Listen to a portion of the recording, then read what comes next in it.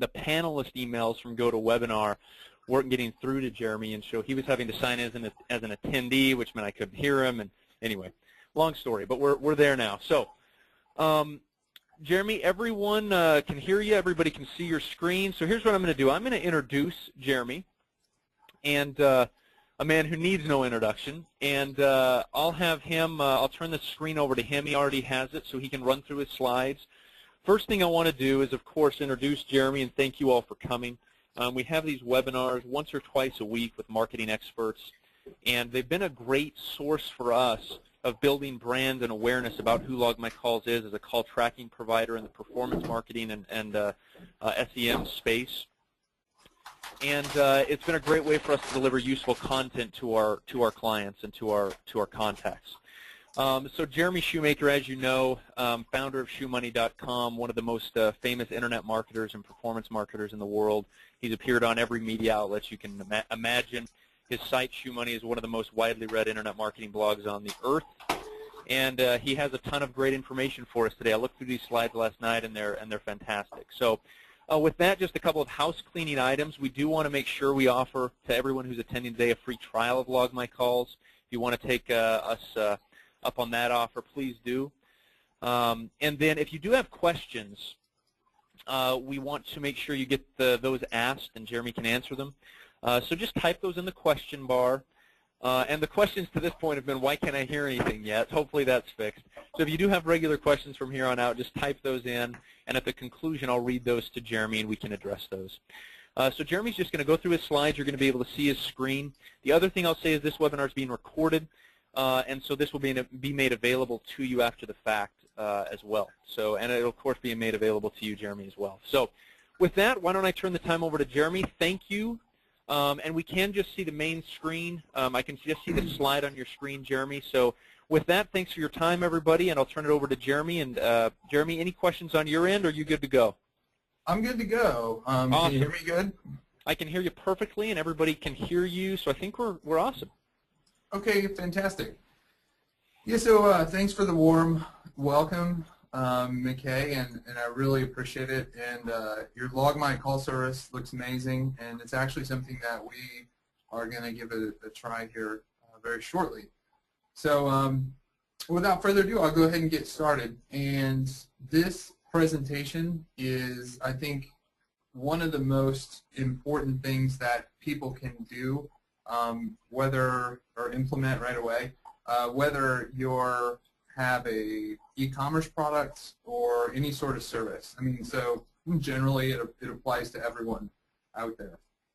So today we're going to talk about some tips on how to turn a one-time website visitor into a customer, and not only an initial customer, but one that will keep coming back and make future purchases from you. So let's talk about what we're going to talk about today. So today we're going to discover, number one, how you're currently losing money, how to recover that lost revenue, again, how to turn those one-time website visitors into customer, how to build trust and loyalty with them, and by the end of this presentation, you're going to be able to learn not only how to turn them website visitors into customers, but be able to profit from these users forever. Okay. So just a little bit of background on who I am. In 2010, I was the most influential person on the magazine from Fast Company. I'm going to go through this a little quick. You know, I had the world's largest mobile site in 2010, generated over 11 million in sales, and was my first introduction to affiliate marketing, which I sold that company in 2011. In 2007, I was the highest earning affiliate on all of Commission Junction, earning over $400,000 a month. In 2008, I won eBay's Star Award, and they also nominated me for a Presidential Award for Technology.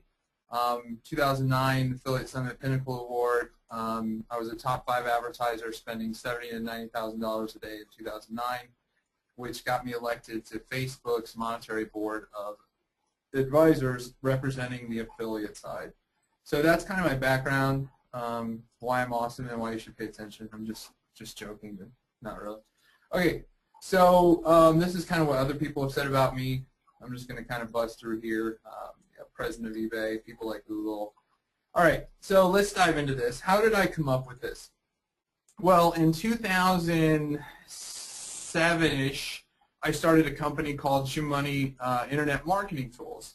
And originally, this is what it looked like on the front page. We'd gather, information, and we had pricing and everything like that on the actual page. And then once people put that information in, step 2 would be to fill out, your credit card and all this stuff. Now, the price point, once people put in their information to get started, went to the second page, is when we lost probably 70 to 80% of the people. Now, reasons, I think that happened is there's people at work that don't have their credit card, or they're not ready to make a buying decision, and, as some of your people may or may not know, that's pretty common because most people need to interact with a brand or service, learn it, more about it, what it is, and just before they'll pull out their credit card and commit to something. But after doing that, I started saying, what if we started keeping communication and actually building a relationship with these people to get them to come back? And I'm going to go through how this works, but I just want to show initially how effective it was.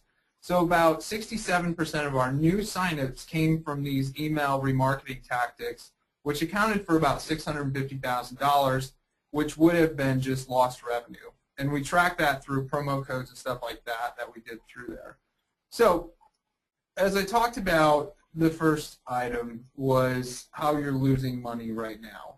A lot of people are spending resources to get websites to get users to their website every day. And these people came there, because they're interested in your product, right? And so those resources could be SEO, they could be, just your cost in what it costs you to develop the website, if you're doing pay-per-click, just any sort of traffic getting method or resources you put into the website, those are very costly.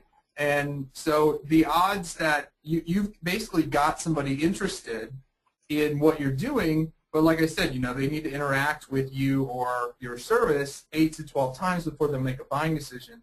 And the thing is, you got them there. So no matter how you spent resources to get them initially to your website where you offer a product or service, how do you know they're going to come back from you?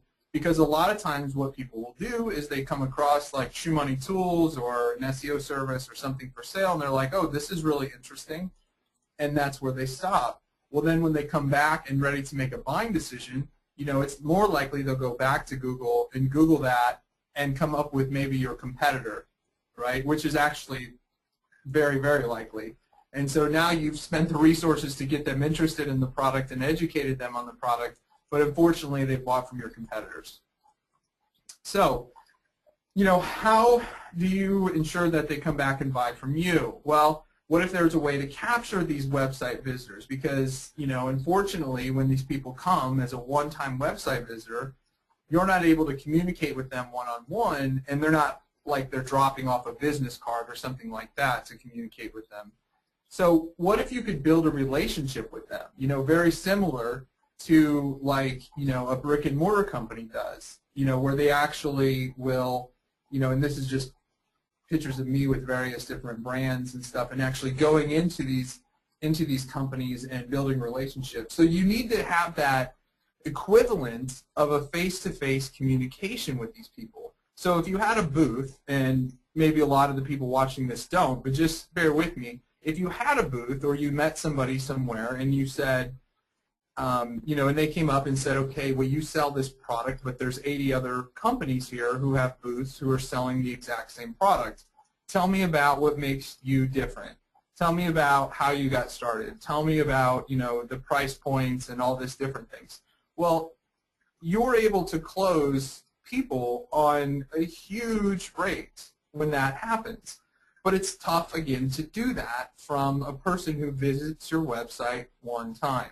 Okay, so this was kind of like our booth and what we did, and this is with the ShoeMoney tools. And again, we had face-to-face communication, and we, did a huge amount of volume of sales for our service, when we had a booth. So that's when it started, getting all the things ticking about, what if we could capture this and communicate that same amount of value with people. And, again, you let them know that you're a real person. You let them know why you're selling the product or service. And that's a huge thing, because a lot of times people want to know why you're selling it, not what you're selling, okay? They want it because they can relate to you, and if you can tell them, well, there was this service or product out there and I didn't think it was right, so I saw a huge opportunity and I made it, and that's the reason I did it, right? And so people can relate to that.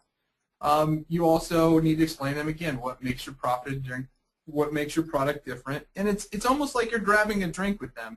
You're their friends, and also communicate to them the person behind the company. Now, the person behind the company is very important, right? So when you think about Apple, you think about Steve Jobs, rest in peace. Dave Lennox, this is a classic example I like to use. The persona or the person behind the company is extremely important to talk to new people. And Dave Lennox is a very interesting example because he's a world recognizable brand they're the biggest sellers of all heating and air conditioning. Now, the funny part about this is he doesn't exist at all. They made him up because they knew they needed to have a person who could build a relationship with people that were coming in as clients. And of course, Oprah Winfrey, very recognizable. She mentions anything and, it does well. Paris Hilton, she puts her name on anything, it does well. Mark Zuckerberg, he's tied in with Facebook. So my main point of this, here's Floyd Mayweather and stuff like that, is that people resonate with a product when there's a person tied to it, and that's why it's so important. So when they come to your website, you want to make sure that you communicate as a person and not as a brand. When I get emails from Dell, I don't even read them. When I get emails from Billy Johnson, who's my personal representative, I know that that's from him and it's to me, right? So even in your email list and stuff like that, which we're going to go through, that's a very, very important thing. So how do we do all this? Okay, you obviously see the value of building a relationship with people and tying a person behind it. Well, we do it by capturing these users on a one-time visit, and we do that by offering them something of value. I'm sure you've seen a lot of different pop-ups around the internet, and a lot of people do this, but they don't do it right. Okay. So the pop-up part is easy. Acquiring people's email addresses is very easy. There's various little plugins and things like that you can do to get this person's email. And now you're grabbing their information and you're offering them something of value. So you're starting to build value from day one. These are our clients, actually. Blue Electronic Cigarettes, Mr. Good Sense is a local sandwich shop. But some people think that having a pop-up is way too intrusive. They think that their users are going to be annoyed by it, especially those who have e-commerce products like Blue Electronic Cigarettes, and they just think it's too intrusive. I can tell you from all of our clients that we have with our PAR program that we've never seen a drop-off in user exits, in time on sites, and other stuff, and there's been countless studies on it. ProBlogger.net actually did a very, very good study where he showed his own analytics to when he implemented that and how it had absolutely no effect on the time a user spent on his site or how fast they close a window. So if you think this is too intrusive, it's not too intrusive for the President of the United States. During 6 months leading up to the last campaign, this is what you saw when you went to the whitehouse.gov site. So you saw this, but they were smart marketers just like us, and they split test various things. So this was on the low end. Now this one was one they tested on a high end, which you couldn't even get to the White House's site unless you actually filled in your email. Okay, now there's a thing at the bottom that says no thanks, go to the website, but as you can see, it's not very predominant. They also did this exact landing page. Now, keep in mind, this is the first page you see, and we kind of call this an interstitial page because it's a page to get to before you actually can get to the content. Now, it depends on what you're doing. We have some clients that do this, but for the most part, this is very, very intrusive to people, and you will see an exit rate. but you're going to get a lot more email addresses. So it's kind of a weight balance. We suggest, on a low end, if you're nervous about it, to put an email sign-up form just on the side or something like that. The next step would be a pop-up, and then an interstitial would be kind of like if you value email addresses more than people getting to your actual site. Okay, but what can we offer to get people's email, right? Well, we find it very successful with all of our clients to either offer some sort of special report, a coupon, or special offers, right? So, like with Blue Electronic Cigarettes, all they said was get on our newsletter and get news from us, special reports, coupons, free offers, stuff like that. With our Mr. Good Sense, a local sandwich shop, what we did with them is sign up for our newsletter and get a free sandwich, which, actually the free sandwich was tied to buy one, get one free. And their margins are big on that, so that worked out extremely well for them. So here's kind of the formula to, once you get that email, to actually turn that person into a buyer. And what I'm about to show you is not based on a theory, okay?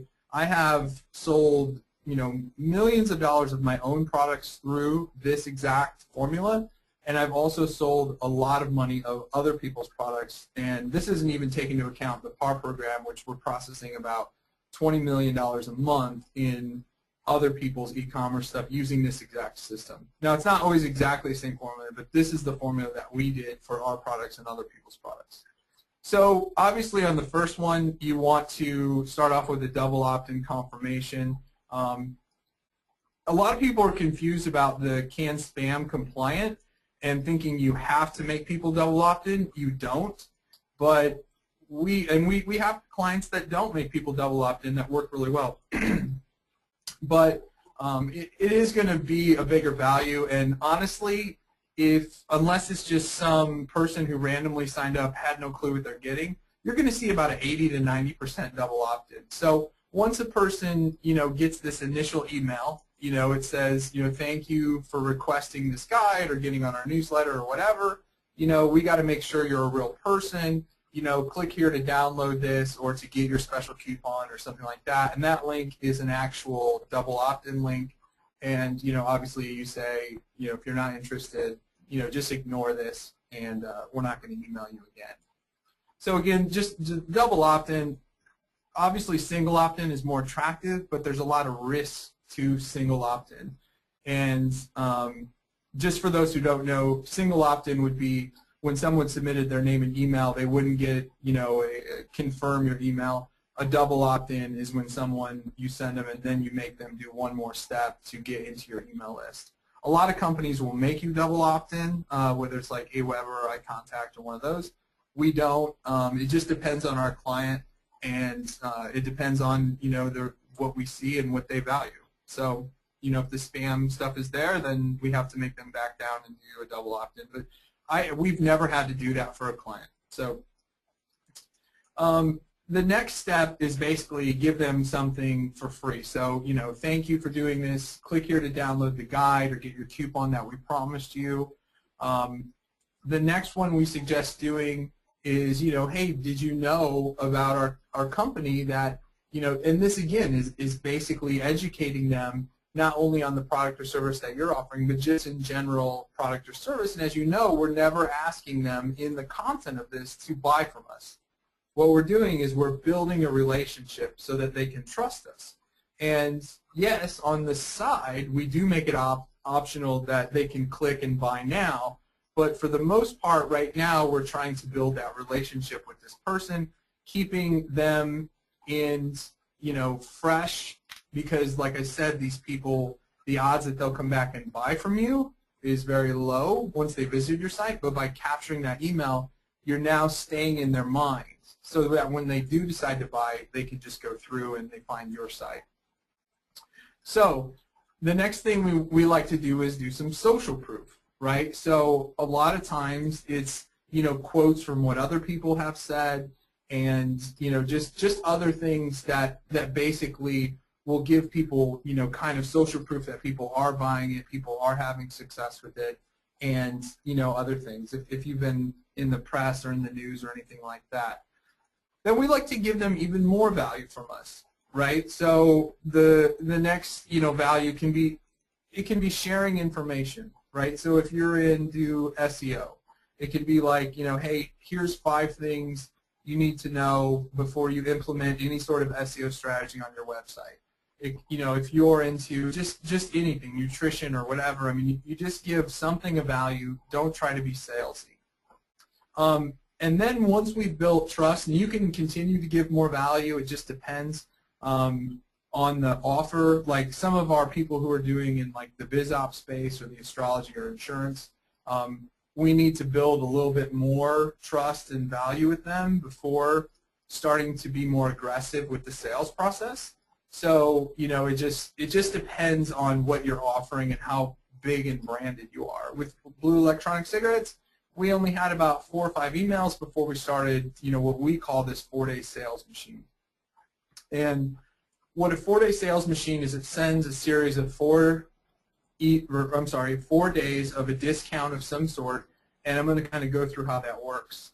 So day 1 of the sale is just announcing you're going to have a sale. And if you can have it around an event, that's better, right? So if you can say, and the event can kind of be timeless. So it's like, in honor of us being mentioned here, or in honor of us putting out a book, or, of just crossing the sales line, or any sort of thing that you've ever done, you can say, we're going to have a 4-day sale, or you can just say, hey, we're going to have a 4-day sale, right?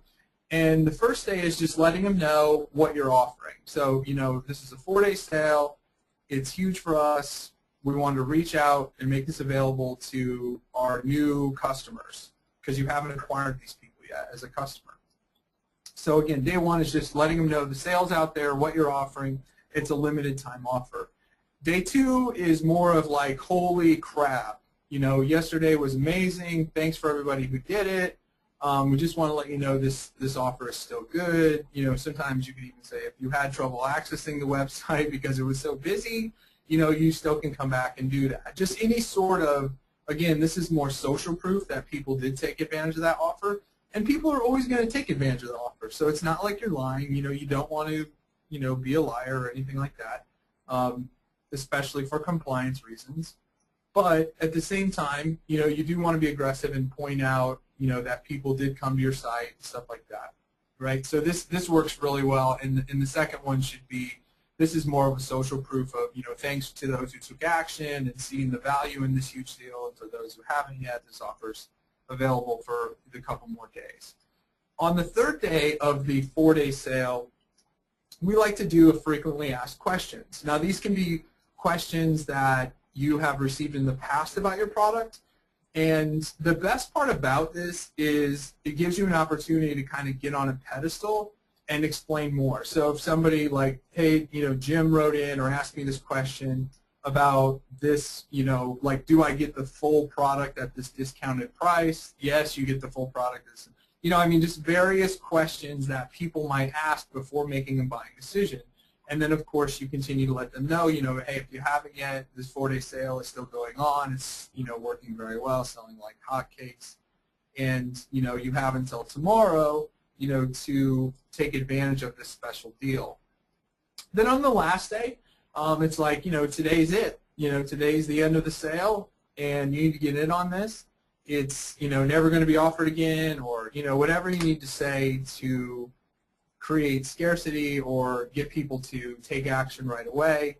But this 4-day sale works very well, and we like to send this out in the morning, and then at night, just like it's sending, basically the 4th day is saying, like, hey, it's ending now. Some of our best conversions on this are with a subject line of, you're going to be mad at me, don't be pissed. It depends on the product and your general attitude. Like me, I say you're going to be pissed at me, right? And so what I say in that thing is just, I don't want you to miss out on the sale because you're going to reach out tomorrow and want this special price, and we're not going to be able to do it. Okay? So just, that sale ending soon and creating that last bit of scarcity.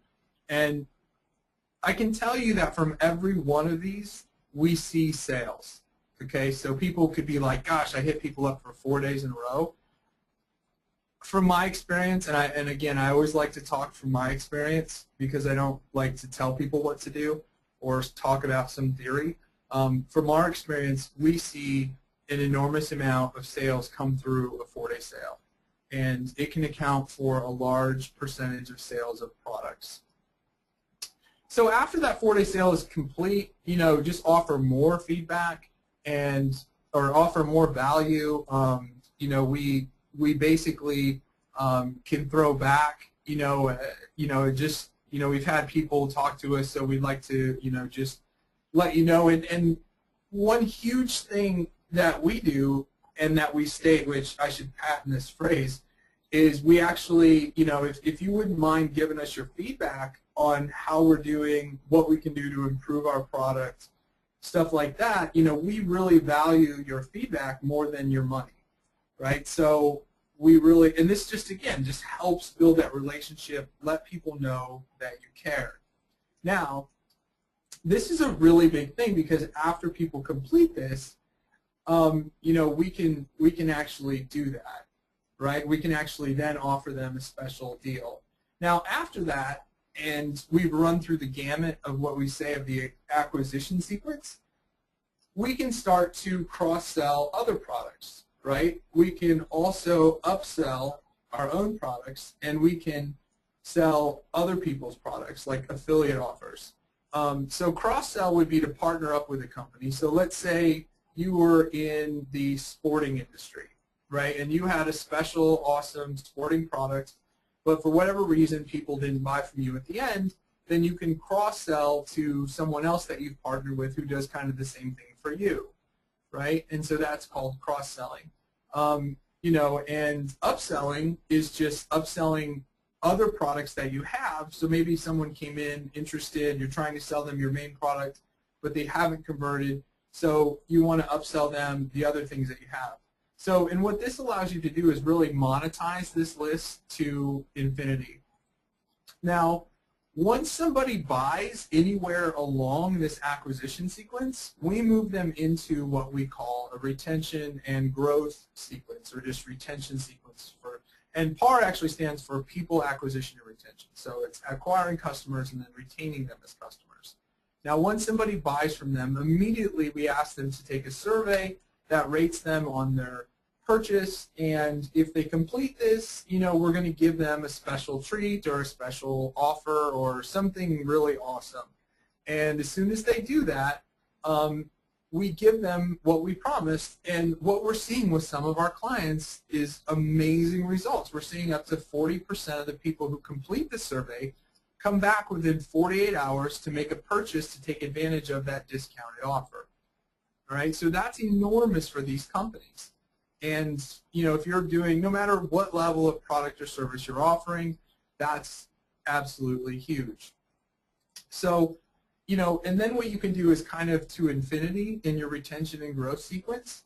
You can, continue to keep your products and services in those people's mind, and just say, hey, we miss you, we haven't seen you for a while, here's a special discount to come back and see us, right? And you can repeat that sequence exactly the same way every time somebody buys something. And I'm sure you've seen some form of this if you bought something on Amazon where they have you rate it. They don't always offer you an incentive, but they do ask you to come back and rate it. Dell does the same thing.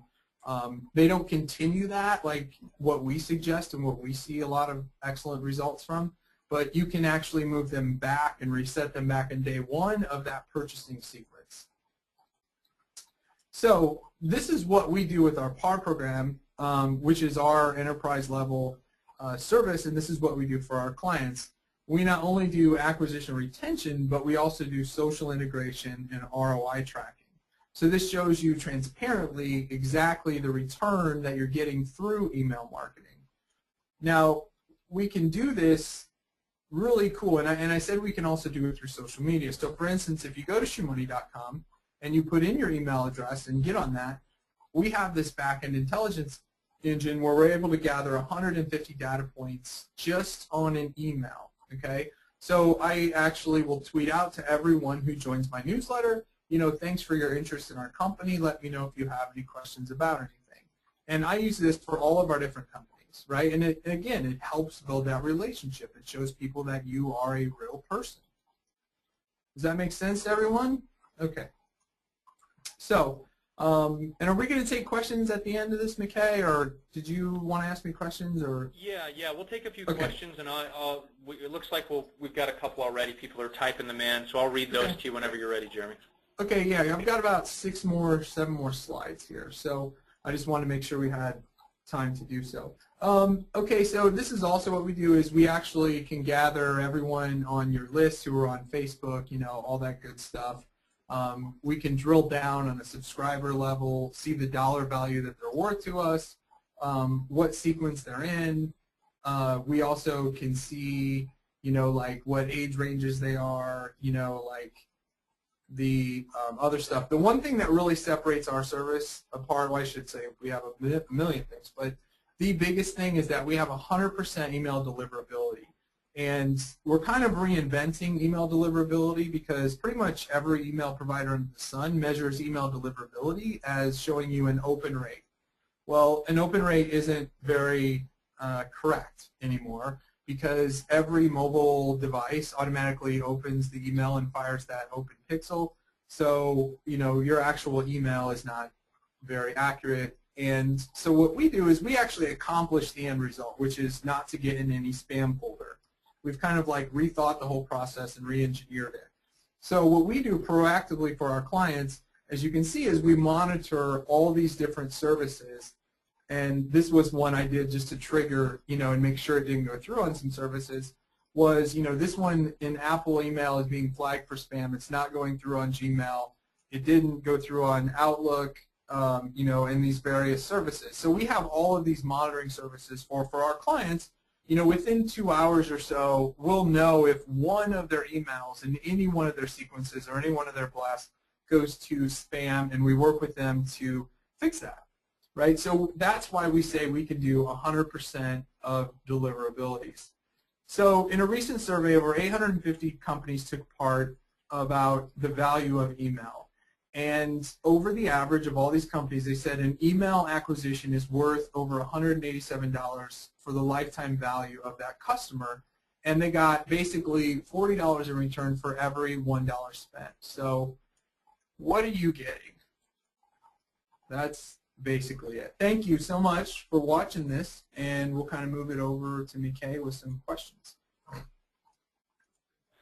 Thanks, Jeremy. That was awesome. I appreciate it. A couple of good questions we've got coming in. The first question is, when do you recommend, I think you call them interstitial pages, those pages that appear before you can even access a page on a site. When do you recommend using those? Are there specific types of businesses that you should use those and maybe some that shouldn't?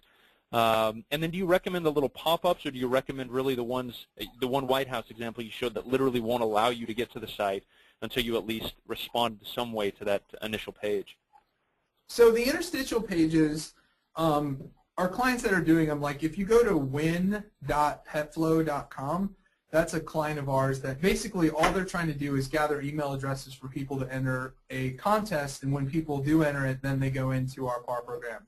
And we start to build a relationship with them so they'll come and buy dog food from them. An interstitial page has to be something that people are willing to do that action in order to get to the item of value. So let me just explain. When you get an alert about a Wall Street Journal article and you go to the Wall Street Journal, you're going to get an interstitial page before you can reach that article. And that interstitial page is going to be to enter your email or sign up to the Wall Street Journal. And Google allows that for, if you're doing it from search, and you're bringing people from search, they allow what they call a one-time thing. So it's not considered cloaking if you're doing it on a one-time. And please research that, because that, depending on when you're watching this, Google changes things so frequently. But so when would I recommend it? Like I said, anytime you're giving people any sort of special value, or the value is so overwhelming that they'll bypass that, like the White House. People want to go to the White House because it's a very important site for them. So throwing that up there, what do they have to lose? I mean, does Obama really care if you go to the White House's page? Honestly, No, the value for him is just leveraging the White House's domain to get your email address so he can do exactly what we talked about. So he can build that relationship with you and get you to vote for him. Now, best practice and where we've seen the most success, honestly, for any sort of like e-commerce front end or service front end is just having a pop-up, you know, a well-designed pop-up that's going to give people value. And that's kind of the best practice. Makes sense. Very good. Another good question here. Does that 4-day sale concept, do you send that to your entire list at the exact same time, or do you recommend plugging it into some sort of a nurture campaign that goes out when a person has done X, Y, or Z, so therefore they wouldn't go out at all the same time? Yes, and that's the whole point of an acquisition sequence, is those people come in and they get an email on day 1, day 3, day whatever, and then like let's say day 11 is the start of the 4-day sale for that person based on the time they came into your list. So it's kind of what we call an evergreen system. So it's kind of timeless. And no, I would not recommend doing it to your entire customer database. I mean, you can, and there's been, you know, studies. Frank Kern did one time, a very famous email marketer, where he had a dog training thing, and he said, you know, I'm going to do this 4-day sale and all my existing customers, and he did a huge volume of sales from that. And so it depends. So for existing customers, fine. But for new ones, I would just implement what's been successful and put that into your sequence as people come through. And the best part about a sequence is it's 100% automated. It requires no additional work from you.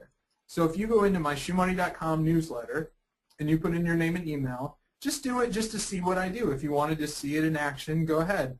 Now, I say that because I'm going to give you so much value that when I sell you something, you're going to buy it. And you're probably like, yeah, whatever. Trust me, I see it all the time, okay? And that may sound cocky, whatever, but just get on it and you'll see exactly what I'm talking about. And you'll say, wow, you're giving me so much free stuff, and he's educating me so much on the space that I owe him. And it's kind of called the boomerang effect. And it's because you give people so much value, they just want to give you money because they want to help you. And I've had that same thing when Chris Brogan came out with his book. He has been giving me value for so long that I bought the book, and I've never read it, and I didn't even care about the book. I just wanted to help him. And, you know, every time Frank Kern comes out with a product, I buy it. You know, sometimes I use it, sometimes I don't, but I owe him because he's given me a lot of value.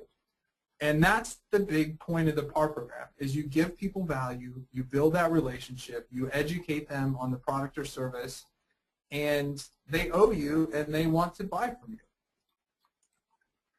And one more last thing is, this is a very key thing. People never buy a product for what it does for them, right? They buy it because of the story they tell themselves of what the product is going to do for them. Okay, so they don't buy it for what it actually is. They buy it for the story they sell themselves on what they buy it for. So just an example is like the crock pot, right? So the crock pot was made by 8 different people, tried 8 different times, and then one time somebody told the right story about what it's going to do for them. My wife has probably a dozen appliances, you know, mixers and all this, juicers and all this junk that haven't been used for years. But when she saw the infomercial or she saw the product for sale or whatever, she sold herself on the story that, okay, I can see myself doing this, this is awesome. And that's what you can do through an email sequence.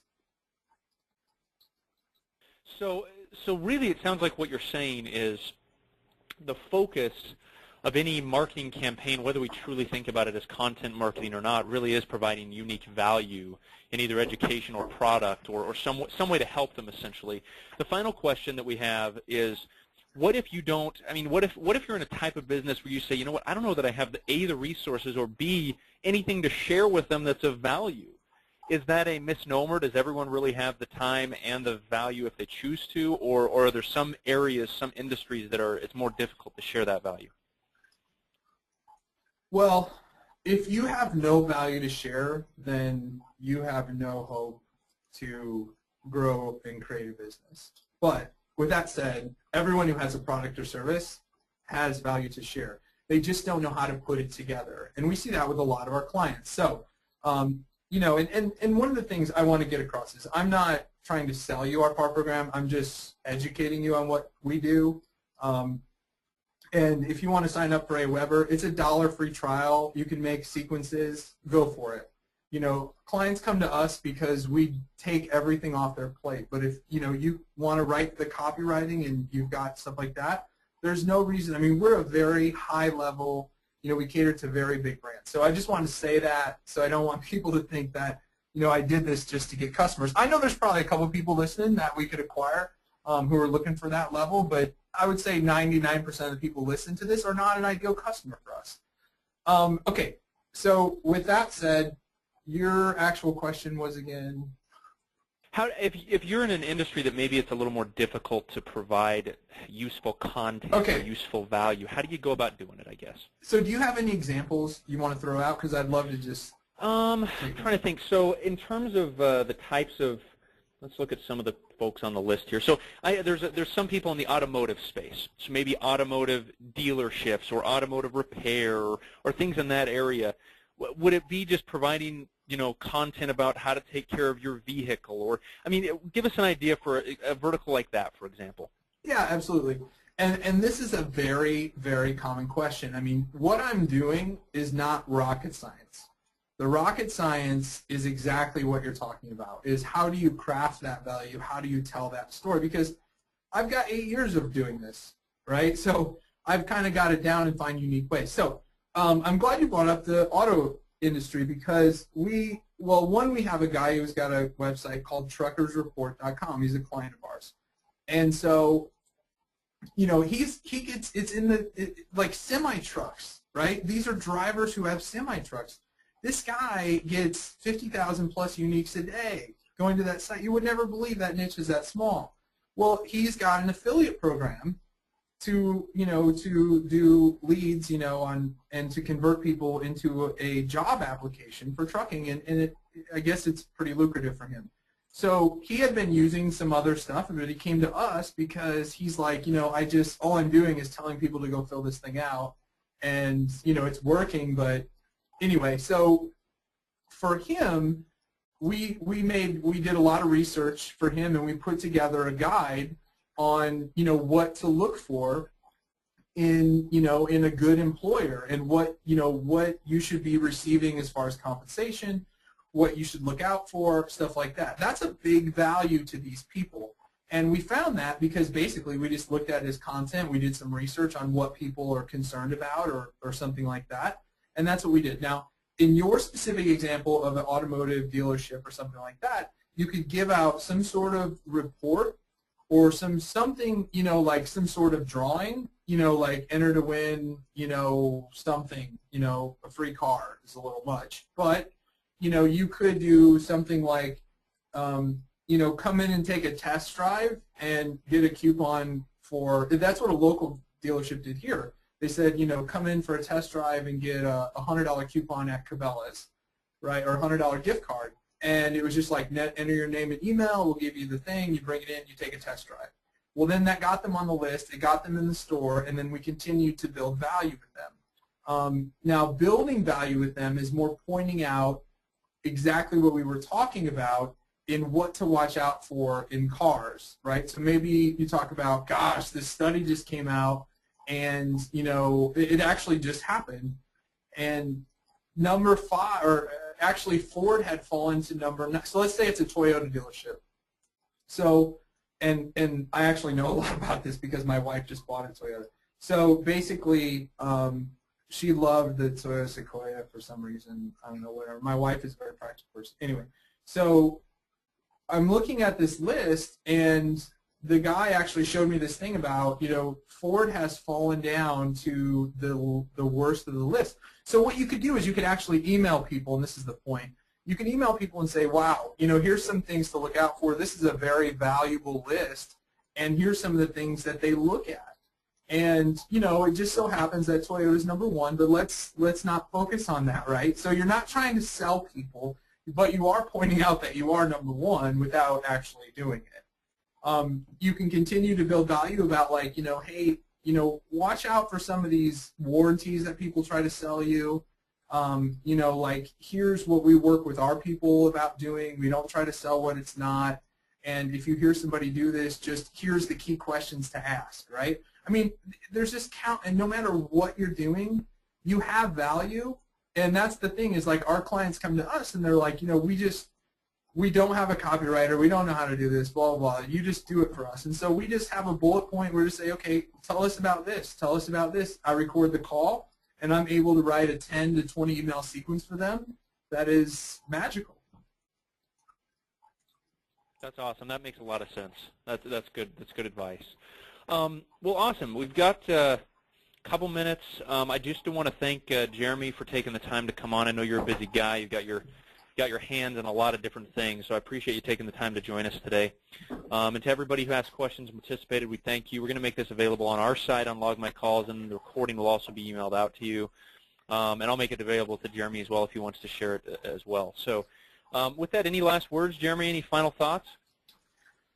I think the final thought is that no matter what you're doing in internet marketing, I just want you to recognize the time that we're in and the opportunity. I mean, eventually everyone's going to be doing this, but this honestly is SEO proof. It's pay-per-click proof. It's whatever. You've got to look at building a database of users, okay?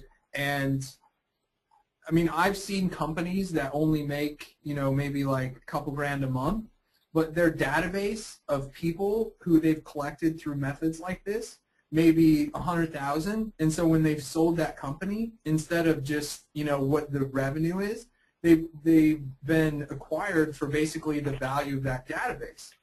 So my whole point is that if I could go back in time, I have only been collecting email addresses on my site since I kind of discovered this in 2007, 2008. I had people lecture me on doing this back in 2004. My friend John Reese, who did, the first guy to do $1 million in 24 hours of his own products, like lectured me forever about starting collecting emails, and I thought I was too good for that, much like I showed you on these things, and I didn't. So if you're not collecting emails, I can't, like I said, I don't like to tell people what to do, but from my experience, I get upset about it that I wasn't doing a long time ago, because from my own email list, I've made to date well over $5 million in selling my own and other people's products. And if I would have started that way earlier, that sum of money probably could be twice as much. So recognize the time that we're in and recognize the opportunity. These are all the highest quality leads you could ever have. Okay, that's one thing people don't realize either, is that these people are coming to your site because they're interested in what you're selling. You're not spamming out to people on a mass level. You're communicating to people who actually are interested in what you're doing, okay? So that's another thing that, I mean, you're not bothering people. You're communicating and giving value to people that are interested in what you're doing. Okay, those are my final 1 point. That was actually like 3 points. No, that's okay. I like 3 better than 1. That's awesome. Jeremy, thank you, sir. I appreciate it. Thanks, everybody, for coming today. Yeah, so we have these webinars. We have a webinar specifically on pay-per-click advertising next week, so stay tuned for that on our homepage, logmycalls.com. And yeah, thanks again for coming, everybody. And Jeremy, thanks for doing it. We really appreciate it, and thanks for being patient with the technical difficulties at the end, everyone. No problem. So, thank you all. Thanks, Jeremy. We appreciate it. Thanks, McKay. Bye. Bye-bye. And check out logmycalls.com. It's a great service. It's awesome. Thanks, Jeremy. Bye. See ya.